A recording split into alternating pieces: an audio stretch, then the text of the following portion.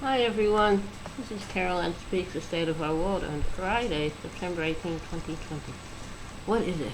Well, the coronavirus is still with us, hasn't gone anywhere, and we have to be careful about that and try to get rid of it someday. It's very dangerous. It's a contagious disease. It's spread through the air, and no one really knows what to do about it. Let's get to the numbers and see exactly where we're at this evening. Okay, I I know we have over 6 million cases in the U.S. and probably have close to 200,000 people who have passed away from the virus. So let's see uh, exactly what the numbers are. All right, here we go. Okay. Okay. All right, I can't find the exact place where we have the numbers, so I have to keep looking.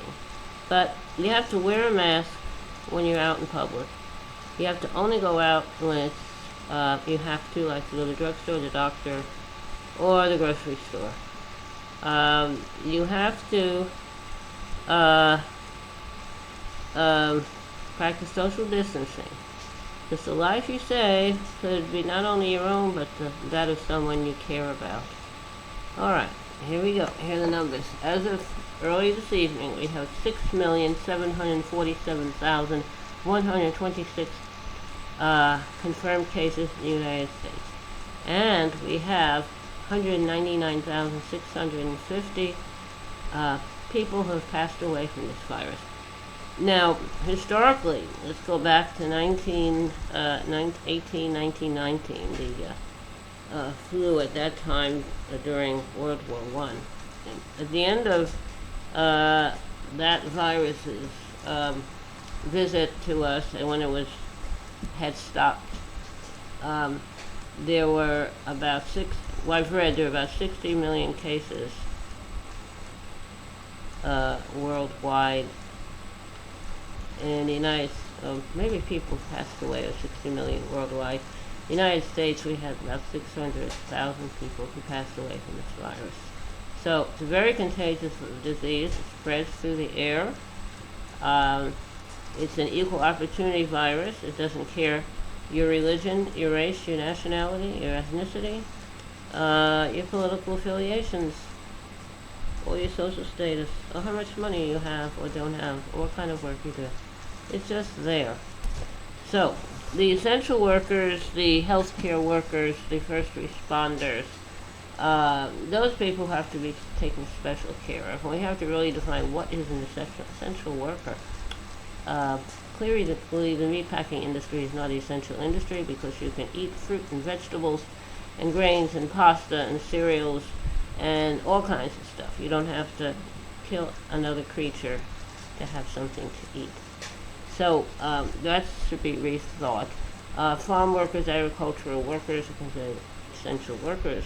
Then we also have to look out for those who are in veterans' homes, assisted living homes, retirement homes, nursing homes, those who are homeless and living on the streets or in shelters, those who are Native American reservations, or what they call Indian reservations, and people in detention centers, those seeking asylum, people in jails and prisons. All these people are vulnerable to the virus, and the more people you have together, the more chance of spreading it among those people, and then when they leave, the people they associate with. So schools should only reopen when it's safe to do so. We should continue remote learning for everybody, and the government should provide every student in the United States with what they need to learn remotely. That means computers, other devices, internet access, high-speed internet access. And this all can be done. It's not hard.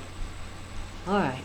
Now, so that's what we're dealing with. As usual, that hasn't changed. We still have racial strife. We have protests going on because of the murder of George Floyd at the hands of a white police officer in Minnesota. We have terrible income, social inequality based on where you live and what your race is. For instance, if you live in parts of Louisiana, you could get this area called Cancer Alley. A lot of petrochemicals there that the state government in Louisiana have let in, and a lot of people have had cancer in that area. Also in the Southwest, where they did the nuclear weapons tests in the 40s and the 50s. So people living in Nevada and nearby states have been in a kind of cancer alley as well. So, and we still have to worry about making sure everybody has health care, place to live, food.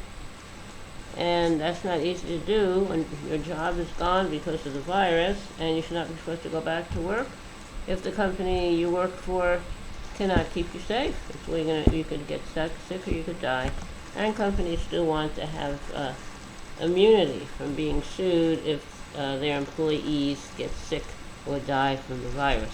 But they don't want to protect them. They don't want to protect enough personal protective equipment, social distancing, testing, all kinds of stuff. So anyway, that's where we're still at right now. This virus probably appeared in late 2019. Became more aware of it probably in February of 2020. And it came into the East Coast and the West Coast, maybe from China, who knows. We have a president and administration refuses to acknowledge its existence and wants to, kind of wish it away. That's not going to happen. We have a presidential election to come up, so make sure you're registered to vote. And acquire if you can vote by mail, and then study the issues and candidates who are on your ballot, and be prepared to make the informed decision. Now, okay, now we had big news today, a real tragedy. Supreme Court Justice Ruth Bader Ginsburg passed away at the age of 87 from a recurring bout with cancer. Ruth Bader Ginsburg, I believe, was the second female to become a Supreme Court Justice in the United States. Ruth is a very liberal, open person.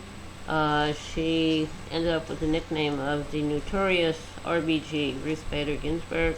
Had a big following among people of all ages and young people.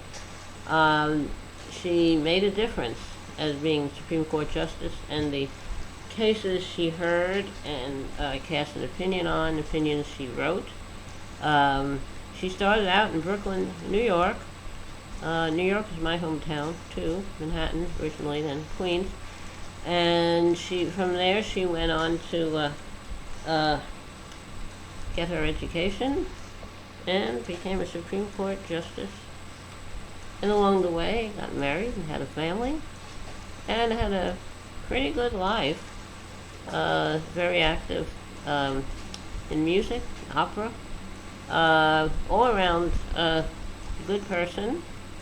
Unfortunately, we lost her. And now, in middle of an election year, the U.S. Senate has, according to the Constitution, decides who will be selected to be in the Supreme Court. The President makes recommendations and sends nominees over to the Supreme Court, over to the U.S. Senate, and then the majority leader of the U.S. Senate decides what to do about that.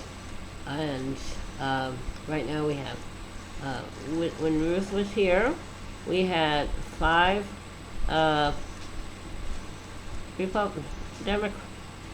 democratically selected liberal justices and 5 conservative judges and 4 liberal judges. Now, with Ruth, we had 5 and 3. Right, we had 5 conservative judges, 4 conservative judges and 4 liberal judges. With the loss of Ruth, we have 5